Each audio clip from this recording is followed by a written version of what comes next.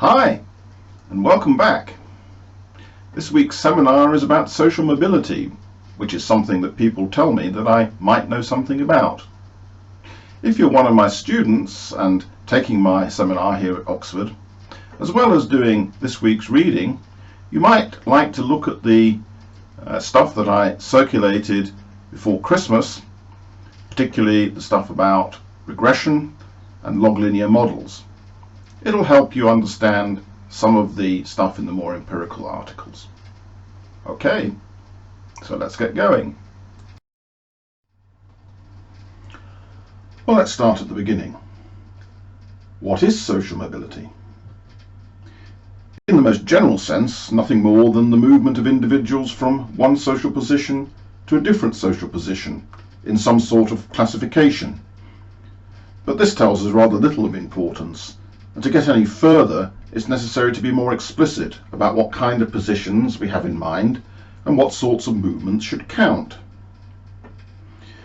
The early empirical work in Britain in the 1920s and 30s tended to take it for granted that what was of interest was movement between positions defined in terms of occupations, grouped together according to some conventional criteria, such as the nature of work, pay, or the sort of people with whom the worker is likely to mix. How these criteria were in the event actually interpreted or weighted to determine an occupational category was typically left to the reader's imagination. The first study of social mobility in Britain to base its conclusions on nationally representative survey data was David Glass's study carried out in 1949. Glass explicitly frames it as being about movement between categories conceived of in terms of social status. Right at the beginning of the volume reporting the research, Glass writes, "It should be emphasized that the research is concerned with social status or social prestige and not with social class in the classical sense of the term." What Glass actually meant by status and why he didn't think about mobility in terms of movement between social class positions is not something I shall go into here. But if anyone happens to be interested, I have actually written about it recently in a volume edited by Plamena Panayotova called The History of Sociology in Britain, New Research and Re-Evaluation. Currently, the most common three ways to conceive of the structure of positions within which mobility is tracked are, firstly, social classes, defined in terms of the kind of schemes we discussed in week 2 of the seminar. Secondly, income, household income or wages from employment. Thirdly, some kind of composite continuous scale of socioeconomic status or advantage. It would be wrong to identify social mobility exclusively with any one of these. In fact, they are better seen as types of social mobility. As always, we have choices, and choosing one rather than another way of thinking about and measuring mobility has advantages and disadvantages, which have to be carefully considered.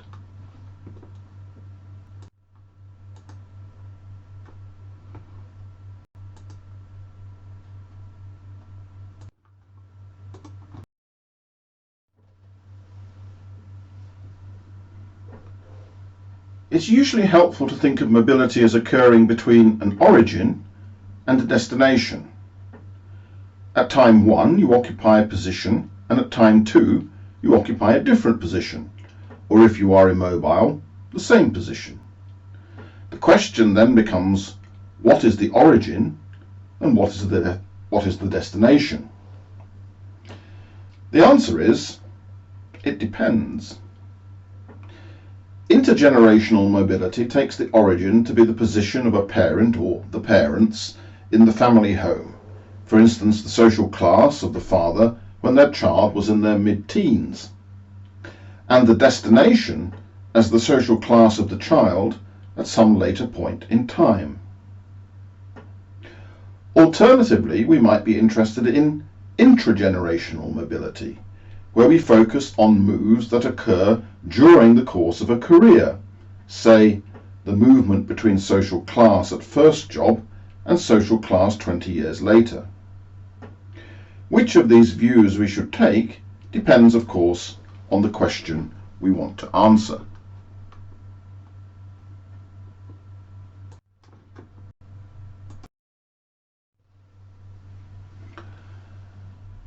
So why have sociologists been interested in social mobility, and what questions have they actually attempted to answer? One of the original motivations for studying mobility was to understand its macro or system level effects. An early suggestion that there should be some effects comes from Karl Marx in Volume 3 of Capital.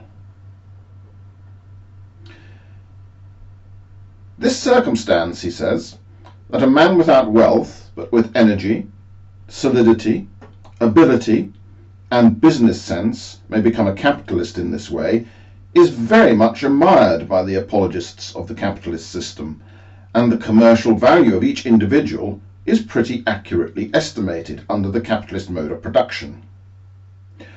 Although this circumstance continually brings an unwelcome number of new soldiers of fortune into the field and into competition with the already existing individual capitalists, it also secures the supremacy of capital itself, expands its basis, and enables it to recruit ever new forces for itself out of the lower layers of society. In a similar way, the circumstance that the Catholic Church in the Middle Ages formed its hierarchy out of the best brains of people without regard to estate, birth, or wealth, was one of the principal means of fortifying priest rule and suppressing the laity. The more a ruling class is able to assimilate the most prominent men of a ruled class, the more solid and dangerous is its rule. The systemic political consequences of déclassement and subsequent ressentiment in 1930s Europe was explored in a lot of 1950s American sociology, especially in the writing of European émigrés trying to figure out why a substantial proportion of their family and friends had been systematically murdered. Having thought about macro consequences, it was a short step to start investigating the individual level consequences. Does mobility affect fertility, political attitudes, voting behavior, life satisfaction, the amount of contact you have with kin? Is mobility a two-edged sword, bringing both the promise of material improvement, but also a sense of social dislocation, or even psychological distress? And what about health? Poorer people tend to have poorer health than anyone else, but are they unhealthy because they're poor? Or do the unhealthy find it difficult to maintain their social position because of their bad health, and therefore fall into the ranks of the poor? Running through all of these is the important question of how, in practice, can we identify the specific effect of mobility per se from the effect of having just a particular origin and a particular destination status. More recently, the focus on mobility consequences seems to have been lost sight of, and is often simply assumed that social mobility is of interest because it is of relevance to essentially normative concerns about equality of opportunity and fairness. The strength of the influence of social origins on subsequent life chances is certainly not irrelevant to such concerns.